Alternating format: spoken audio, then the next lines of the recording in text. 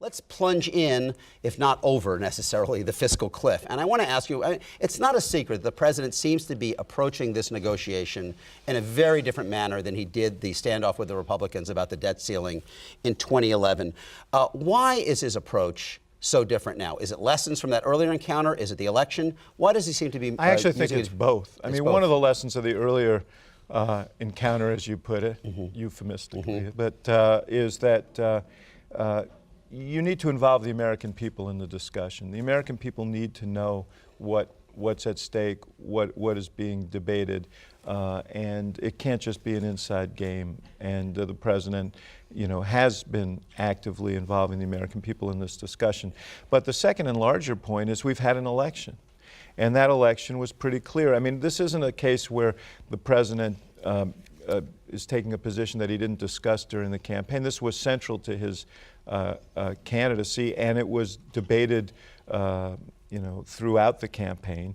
His position is that we need to deal with the fiscal situation in a balanced way, and that requires returning to the Clinton rates at the top for incomes over $250,000.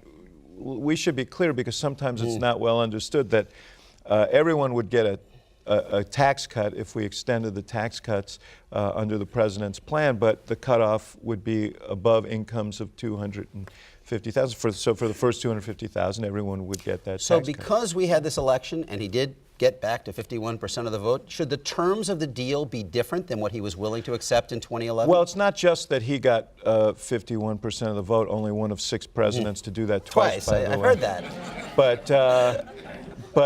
But it's that an even larger, if you believe the exit polls and now subsequent polling, a much larger majority support the idea of raising those rates as part of the deal. So, I mean, it's pretty clear where the country lies on this. And, it was an interesting piece in the Times the other day. I mean, I think this is the problem.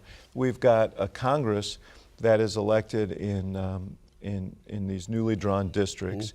In many of these districts, the greatest fear they have on the Republican side are primaries, not a general election. And so the fact that a majority of Americans strongly support the president's view on this may not be persuasive to those who are more worried about Grover Norquist. I want to ask you about the other